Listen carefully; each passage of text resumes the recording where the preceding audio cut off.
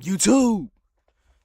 It's your boy Seam Stats, aka Seam on the beat, never before fucking seen. You know what the fuck going on? We back with another reaction video. Sorry for the cursing. I don't really give a fuck. How y'all doing today? You know what I'm saying? We back with another reaction. Yo, turn me up. Turn me up, yo. Turn me up. But listen, y'all. I'm back. I've been going for probably like 2 weeks. Really just, I don't know. I just ain't really been, motivated to do videos. I don't know why. Because I like doing this shit. I don't know. It get my energy up. It get me hyper. You feel me? But we got another crime documentary. The case that made police physically sick. True crime documentary by Detective Delby. The kid Delby. Ignore the box on the bed. I was moving some shit. But yeah, let's get into it, y'all. You know what I'm saying? Make sure you like, comment, subscribe, and fuck with me on the guys. You feel me? No bad. You know what I'm saying? Just send this to your mom, your dad, your brother. You know what I'm saying? Anybody else? You know what I'm saying? You know the rest. You feel me? I was trying to rhyme. It ain't happen. Let's get into the vid before I start snapping. Ooh, shit. Let me chill.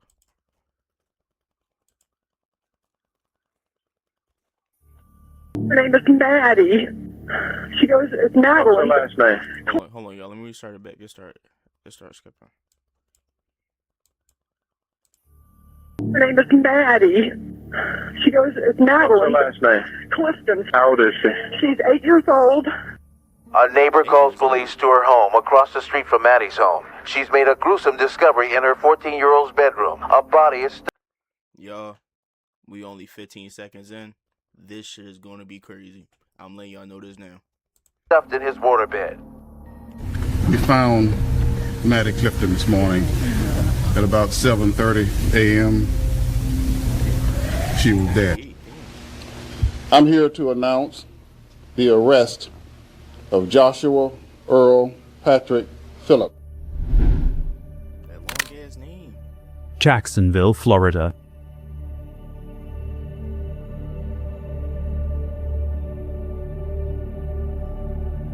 It's here that we find 8-year-old Madeline Ray Clifton, known as Maddie.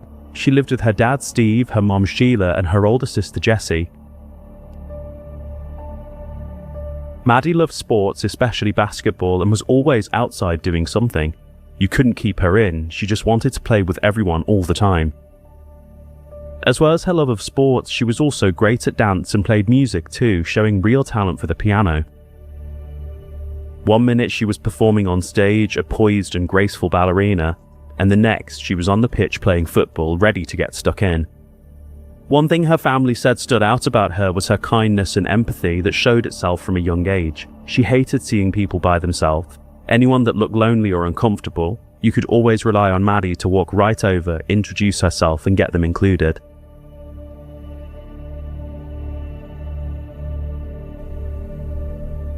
The Lakewood neighborhood on Jacksonville's south side, November 3rd, 1998. At 5 p.m, Maddie as usual was outside. Her choice for sport for that day was golf, and she was hitting balls up and down the street. All the residents in the area were close, everyone knew everyone, and Maddie was a frequent face at most people's doors, asking... Yo, whenever you see stuff like this and you watch it, don't you just be like, why? Like, this girl, they said she was 8 years old, but this is an 8-year-old little girl. Why though? Like, I wish we could get answers for shit like this when it happened. Cause, bro, this shit ain't making no sense to me, bro. An 8-year-old shouldn't be going through nothing like this, bro. If other kids could come out to play. At 6:30 p.m, it was time for dinner, and Sheila called Maddie and Jessie inside. Jessie walked in alone and said she hadn't been with Maddie and didn't know where she was. Everyone she would normally be playing with also had no idea. None of the parents had seen her either. After only a short while calling out and looking around, Sheila called 911. Her name is Maddie. She goes, it's Natalie. What's her last name? Clifton. How old is she? She's 8 years old. Where was she playing at around the Right around the house here. She had on a pair of shorts and a red t-shirt. When's the last time anybody saw her? 4:30 to 5 o'clock. About 5:30 was the last time we saw her. And I was letting the kids play out here for a little while, and then she disappeared. Later that night, just about everyone in the area was out with flashlights. All you could hear was Maddie's name being called over and over. As the temperature dropped and the sky darkened, the search only gathered more people. Neighbors said Maddie was everyone's daughter, everyone's sister, everyone's friend. With so many other young children in the area that all played out together all the time, it was hard for this not to resonate.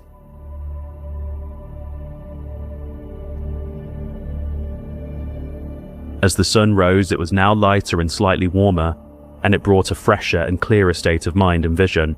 But frustratingly, there were no clues anywhere. No items of clothing, nothing that linked anything to Maddie. By the 24-hour mark, residents said it was almost circus-like. If you weren't at work or school, you were out searching. Damn. They had the whole town looking for her. Bet if they was black, half of them people wouldn't be out there. Crazy work. Cars were being stopped coming in and out. National Guard troops were called in to go through the sewer system, dumpsters, open manhole covers, and check miles upon miles of woodland and ponds. The FBI were also soon involved, and a $100,000 reward was on the table, and neighbors' houses were being turned upside down. One neighbor of Maddie's was quickly honed in on. A man named Larry who lived 5 doors down from the Cliftons. They kept coming back to him when it seemed he might have been one of the last people to see her, when he told police that he was chipping golf balls in his yard. He saw Maddie, who was doing the same thing, just between his house and other neighbors. She had walked off to get more golf balls, and he never saw her again. Damn. He was interviewed by officers about 10 times, once for 8 hours. Larry had been arrested almost 20 years beforehand in 2 separate incidents for sexual battery. In both cases, the charges were dropped. He admitted that he had failed a lie detector test, but insisted he had nothing to hide.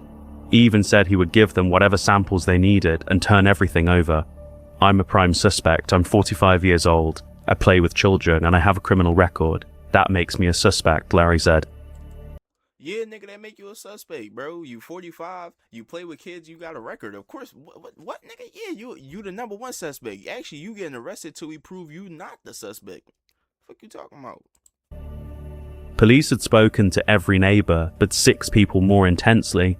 However, after 4 days, they ended the neighborhood search, and they started to concentrate on following leads that took them out of the area. Lieutenant Mark Foxworth, a police homicide detective, said they did not have any evidence that anyone had kidnapped her.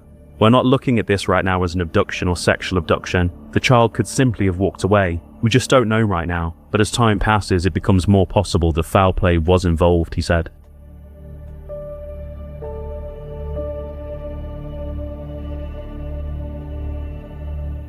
It was now a week since Maddie went missing, and a neighbor across the street was about to make an awful discovery.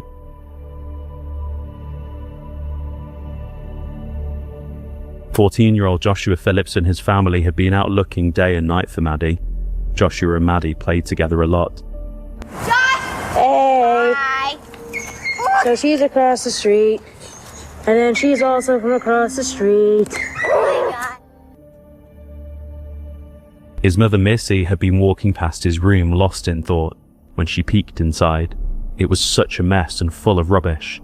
She couldn't have him sleeping like this, so she grabbed a bag and started cleaning up. Maddie's Yo, this don't really got nothing to do with what we watching, but I wish I was born in the 90s, bro. Like born 1990, bro, so I could just live and grow up in the 90s. I really just want to see life before what we had growing up.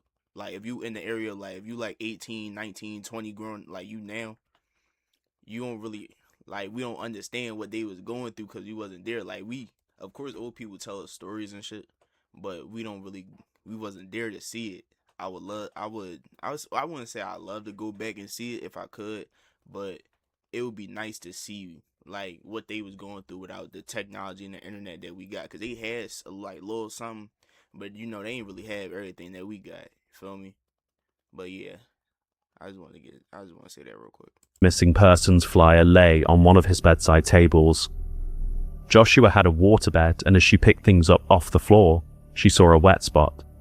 Missy had been smelling something odd for a couple of days, and this had to be the cause of it. Leaking water that was creating damp and thus a horrible smell. She pulled up the mattress and noticed that the frame was collapsing. How on earth was he even sleeping on this? The bed was clearly broken, so she started lifting everything off it to fix it. She saw a small sock intertwined in the frame, but when she went to pull it out, it was stuck. Getting down on her hands and knees, she looked under the bed frame before recoiling in horror. A small foot was in front of her. She said her eyes knew what she was looking at and what this meant, but her brain was fighting connecting the dots. What she mean a foot was under the bed? Yo. Shit getting spooky, dog. Shit getting spooky. In a panic, Missy ran right out of the front door and straight over to a police officer and pulled him upstairs. Within minutes, tape was going up everywhere and Missy's house was full of people. She had just found the decomposing body of Maddie Clifton under her. What? She was in the crib the whole time? 14-year-old son's bed. What? Under the 14-year-old son bed, bro. She was there the whole time, bro. Oh my God. How do y'all not see that? As they removed her tiny body, her hand was found clutching the frame. The police had searched the Phillips house a couple of times and also noticed the weird smell. But everyone put it down to the fact that Joshua had several birds as pets.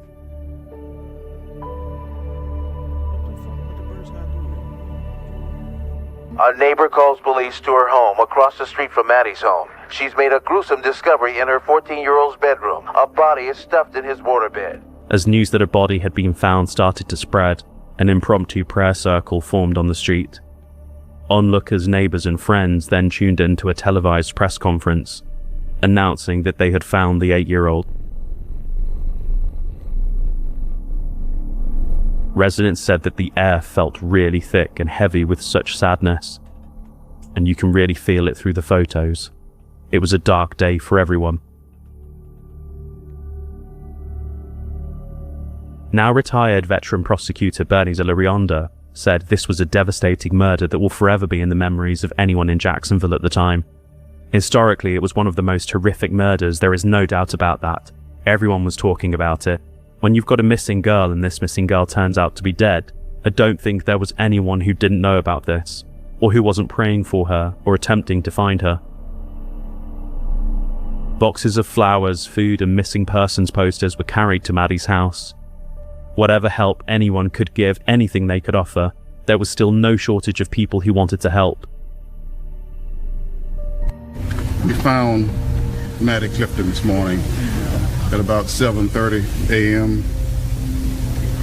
She was dead. Sheriff Nat Glover struggled to contain his emotion too, but the transition from a missing persons case to a murder investigation had to now happen, and emotions must be put aside. The autopsy showed that Maddie had been beaten with a baseball bat, stabbed in the throat and all over her body, before being stuffed under the waterbed in the bedroom.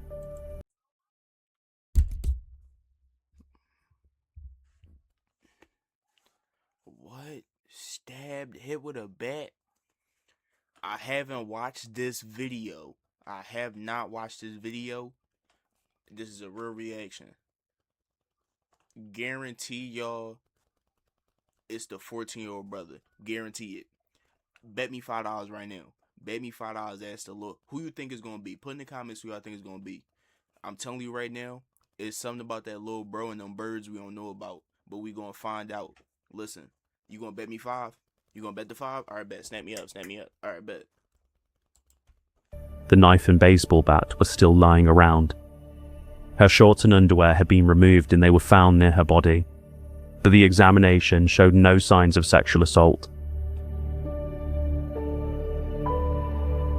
Steve and Missy Phillips met their son at the police station. Missy was in tears knowing that while she was there, the Cliftons were still at home, hopeful and praying to God that this was all a mistake. Steve told his son to tell the truth and to start telling it quickly. So, with his dad next to him, Joshua told them what he said had happened, and he didn't deny killing her. What I say? What did I say? What did I say? I just says the little brother, like, bro.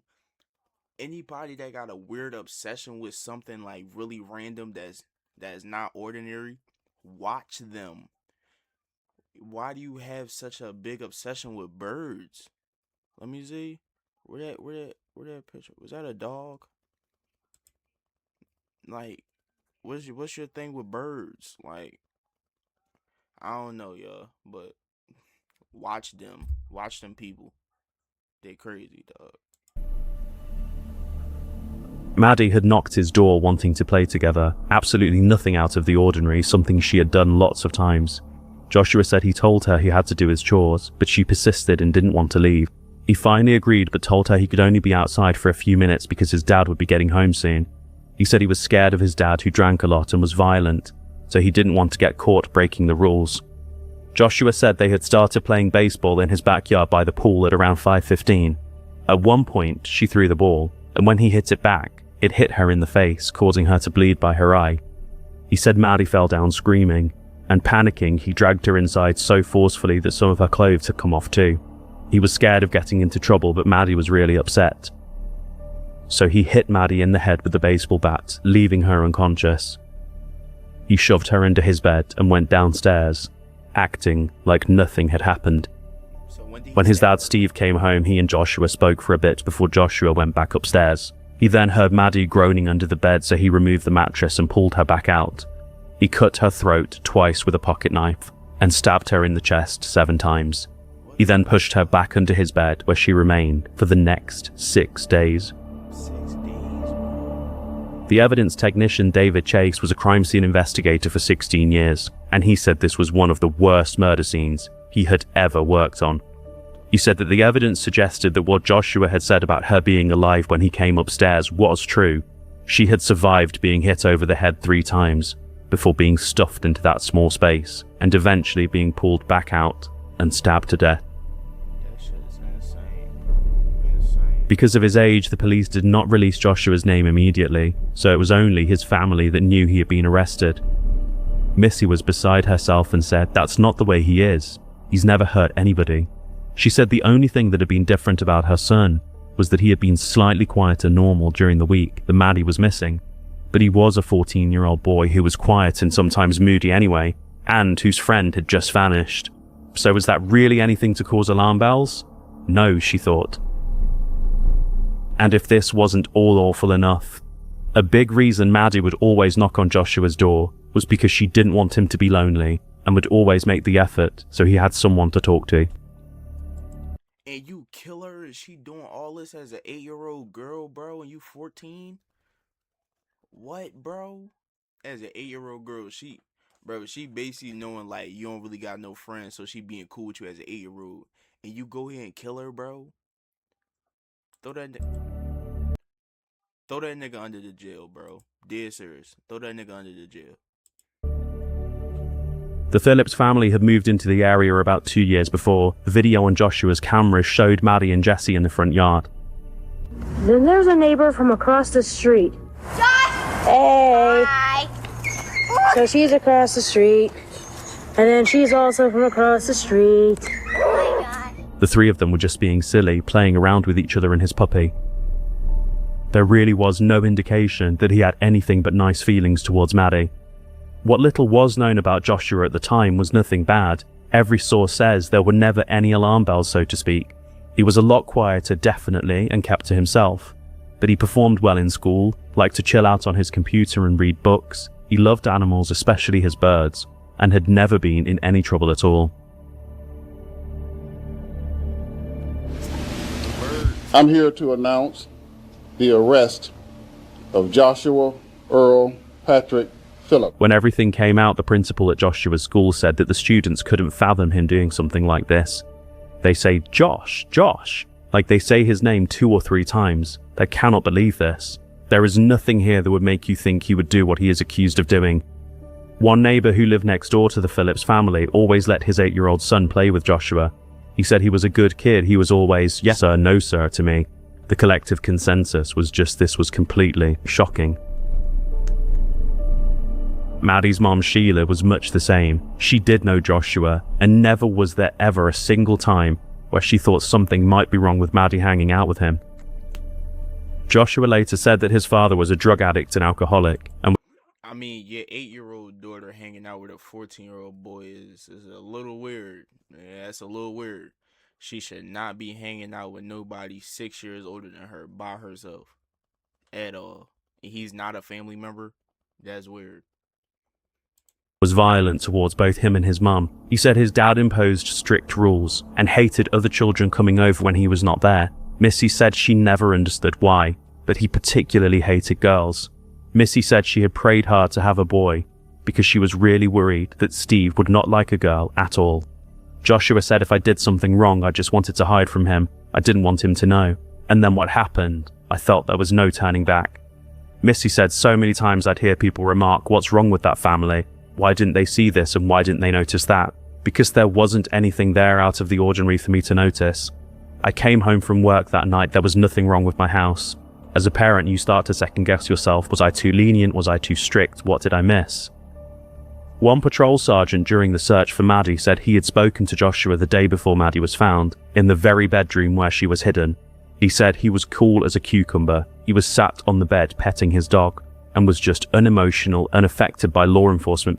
Wait, so how did they not smell the body? Because, you know, from what I've seen or heard from this, after a couple days, the body start like stinking really bad. They didn't smell it. Being in his house, it's chilling thinking about it now.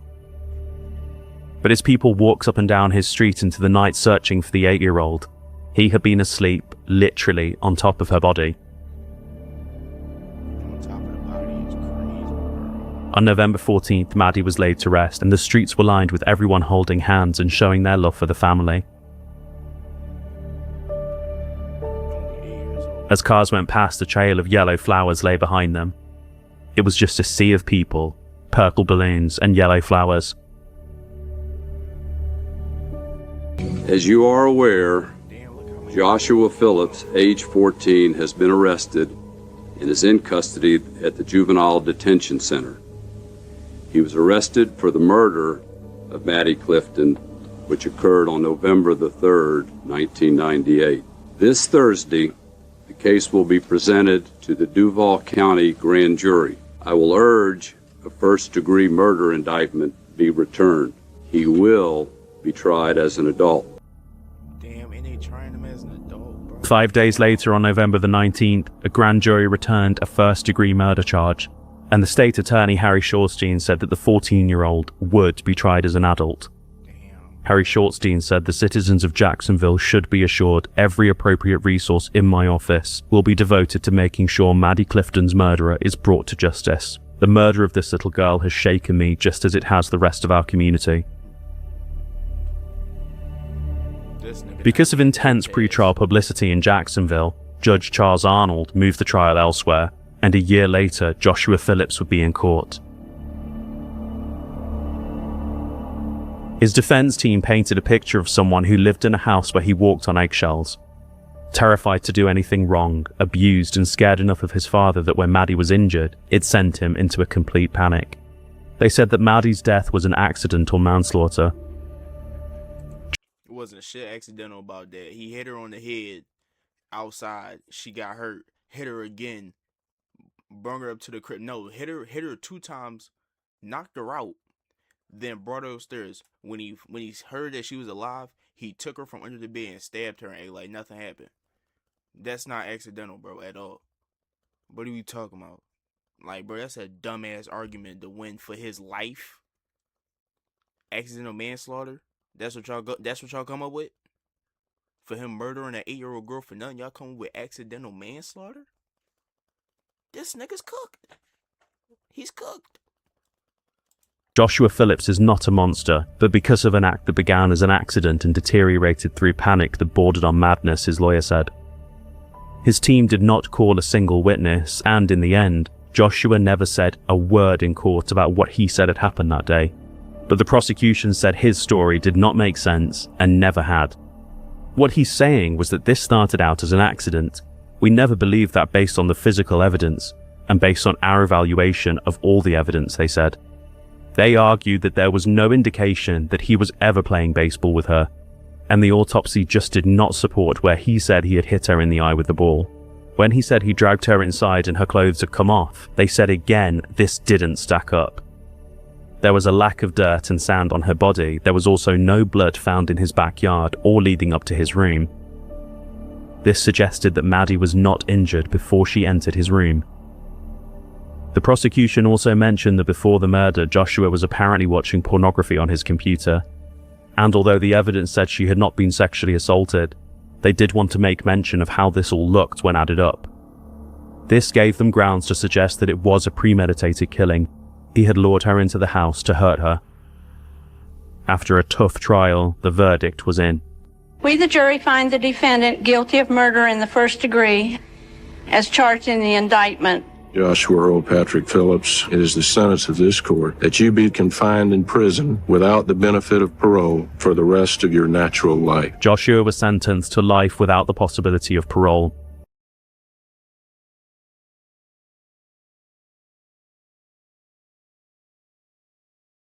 My bad, y'all. I forgot my shit was muted. Damn, y'all. Damn. This nigga just got life in prison at 14 years old, bro. Well, it say 15 in the paper. Oh, yeah. Oh, okay. Oh, yeah. This was a year after. Bro, you 15 and you got sentenced to life, bro. For killing that 8-year-old girl for really nothing. That shit's sad, bro. That shit's sad for both families, bro. They lost their son to the system. And they lost their daughter to what he did to her. And at 15 years old, he became inmate number J11775.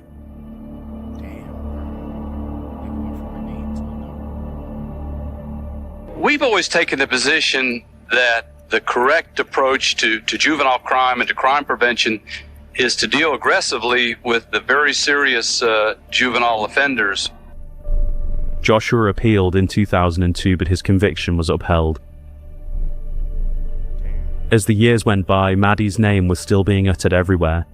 A memorial playground was put up at her school, which everyone agreed was the perfect tribute to someone that not only loved to be playing outside, but also loved getting other kids to play together and make friends. In prison, Joshua said, "I start thinking, man, it really sucks. I missed out on this and that. And as soon as I get here, I think, what did she miss out on?" Though the entire time I was putting myself in a fantasy world that nothing had happened. That was my defense mechanism for everything when I was a kid. I never made the decision to ignore it, I just did. I've grown a lot. This has taught me to understand just about anybody's pain. I've learned to almost completely put myself in somebody else's shoes and really feel whatever they're feeling. It's taught me to be a better person. That nigga lying. Following a 2012 Supreme Court ruling that found that mandatory life sentences for juveniles were unconstitutional, this threw Joshua and many other sentences up in the air. So in 2017, Joshua was back in court to be resentenced. As the evidence was all read out again, Joshua looked down and shielded his eyes as David Chase, the now retired Jacksonville Sheriff's Office evidence technician, described how Maddie was found. Joshua talked for about 5 minutes on the stand, directly to Maddie's family. I've wanted to say this for a very long time, and I'm grateful that this chance to do so in person has arrived. I don't pretend to know or understand your pain or to grasp the void that I have created in your lives. I can say this: I do understand pain. I have become quite intimate with suffering. Growing up in prison, I have seen many dark things, and I've been to some dark places. Many times throughout this journey, I came dreadfully close to ending my life just to escape it all. Guilt, despair, pain, hopelessness, fear, and shame. Each time, I was somehow able to continue on, mostly because I couldn't stand to put my mother to any more trauma. She's been through enough. I did something horrible. I'm so sorry. I'm so sorry for what happened. Even now, after all these years, It is just unfathomable that all this could have occurred. It tears my mind asunder to know that I stole such a precious life from you, from the world. I pray every day that you're... Y'all think he lying or not? I think this is bullshit. Honestly, I think this is bullshit. That nigga still don't give a fuck. He just trying to get out of jail, bro. I ain't buying none of this shit. If I was them, I'd say, bro, fuck you. You're not getting out.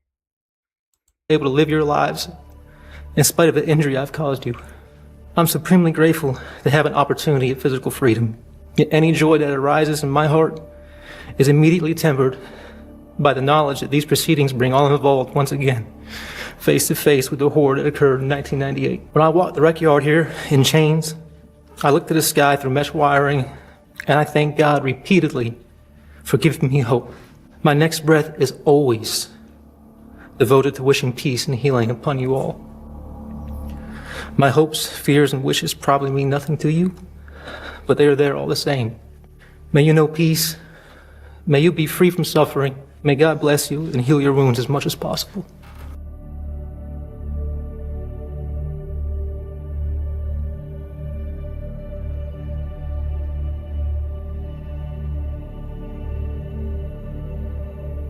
Maddie's family also spoke. During these past few days, I've sat here in this courtroom and I have listened to all of the classes that the defendant has been able to take. What classes has Maddie been able to take over the past 18 years?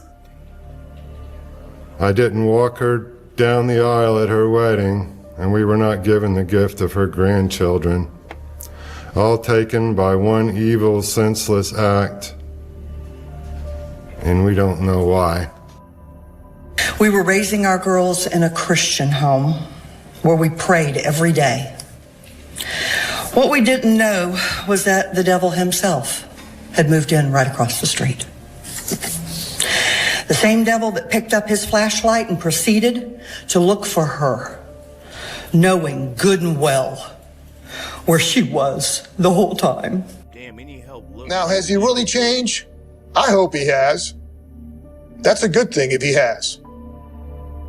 I will concede that he's been a model prisoner. The question is, does that guarantee that he will be a model citizen out in society when he has access to pornography? And number two, he has access to young girls. The most troubling thing about this case to me is that we still have that why question out there.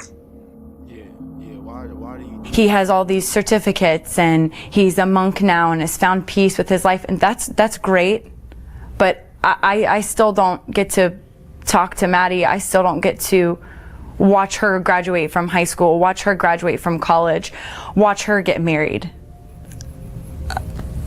I don't get to do any of that, and I just don't think that it's fair. I don't think it's fair that he does. Forgiveness is not in my hands. I am a Christian. I believe in God. And I feel like at the end of the day, that's not my job. As they wait for a final decision from the judge, Jessie is enjoying her new home. This is Maddie's room right here. Her childhood home. Kept our doors open and would yell at each other through here in the middle of the night and tell each other stories, and she'd end up in my bedroom and, Sissy, can I come sleep with you? Where she says she plans to stay forever. This was the best years of my life. And so being here, it just feels like I'm home. He received another life sentence with the possibility of review after 25 years. Hi, Mr. Phillips. It's a sad day for me. I have had to go through this process, and I'm just trying to do my duty the best I could. And I do wish you well. I think there is an opportunity, even with life in prison, to have a meaningful life. Okay, thank you. Okay, we'll stand adjourned. Thank you. In 2020, Joshua appealed, but the Florida Supreme Court rejected this.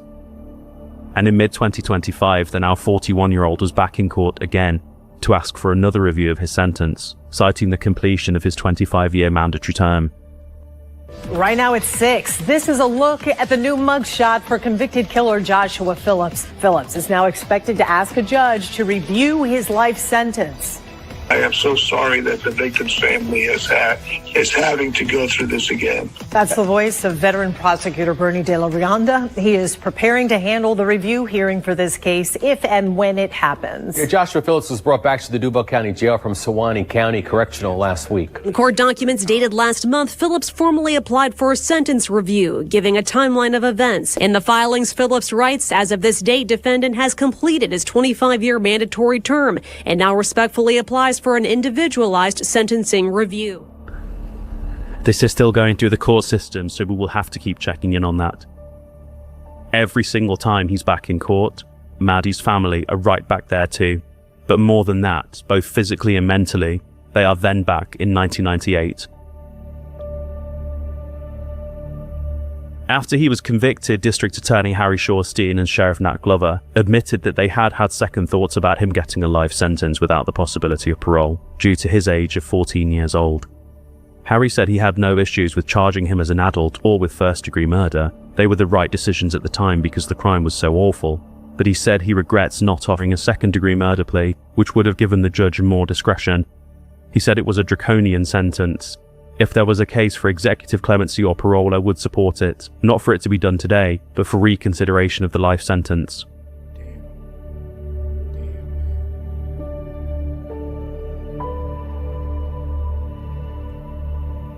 When death happens, especially a death like this, everything big changes and everything you might see once as so small changes too. The silence is often deafening. Jessie said it moved the course of her life and she started to lose her identity. She described herself as a nerdy kid growing up, never one to be with the popular kids, often being picked on. But suddenly with the murder of her sister, everyone wanted to know her. She felt as though she was no longer Jessie Clifton, she was Maddie Clifton's sister. And being stuck in that place of never wanting to forget she was her sister, but also grieve her sister and then try to navigate growing up and being her own person, it must have been so challenging. Missy Phillips, Joshua's mom, had a very similar journey, one that even ended up bringing her and Jessie together. 2 years after Joshua was sentenced, his dad, her husband, would be killed in a car crash. Missy just wanted to pull away from society and split her time between Jacksonville and North Central Florida. And a father passed away too. Damn, bro. Hoping she could reinvent herself. But Jessie, much with the same energy that Maddie had, started turning up at her house to walk the dog for her. She would sit at the window waiting for Missy to pull up in the driveway with her shopping, so she could run outside and help her carry it all in. No matter how anyone looked at Missy as she walked past, Jessie, just the way her little sister always did, would not have anyone feel alone. Jessie said she was such a sweet, kind person, she didn't deserve what happened.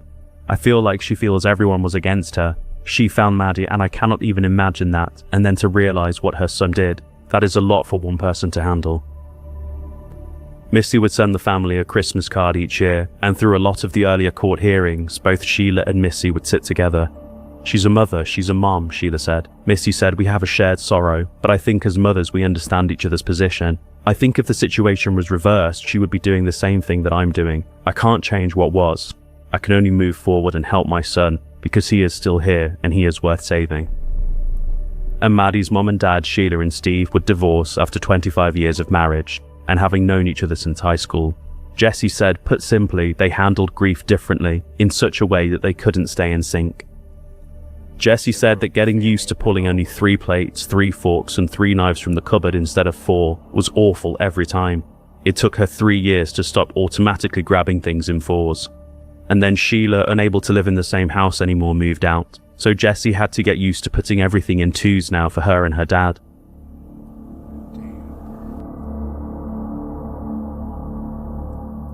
Then there's a neighbor from across the street. Josh! Hey! Hi! So she's across the street, and then she's also from across the street.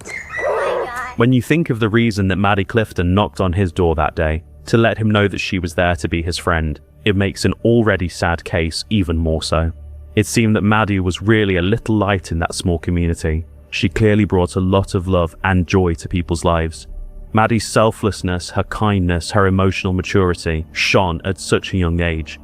She just wanted to be a friend to everyone, and what started as such a pure intention and interaction on November 3rd turned into the most unthinkable tragedy for so. That's the end of it, y'all. Shout out Detective Delvey. That was a crazy vid, bro. I ain't gonna lie, bro. Bro, keep him in there, bro. I ain't gonna lie. We know you went in there at 14, bro. You damn near, you pushing 50, but bro, you killed an 8-year-old girl, bro. You killed somebody's daughter. You killed somebody's sister. You killed somebody's grandbaby, all that, bro, for nothing. And they still never told us why you did it, bro. That shit corny as hell. I don't know, bro, on some weird shit. Killed the little girl for nothing. When she was really just trying to be your friend, bro. She wasn't even on no weird shit with you. She 8 years old. You gonna kill her? Corny shit, bro. Niggas be on. You gotta watch people, bro. Niggas be on that weird shit, bro. But y'all, I'ma fuck with y'all. You know what I'm saying? Thank y'all for watching me. You know what I'm saying? It's your boy Scene Stacks, aka Scene on a bean. Never before seen. And we out, yo. We back. I might start dropping consistently. We fucking back. Turn me up.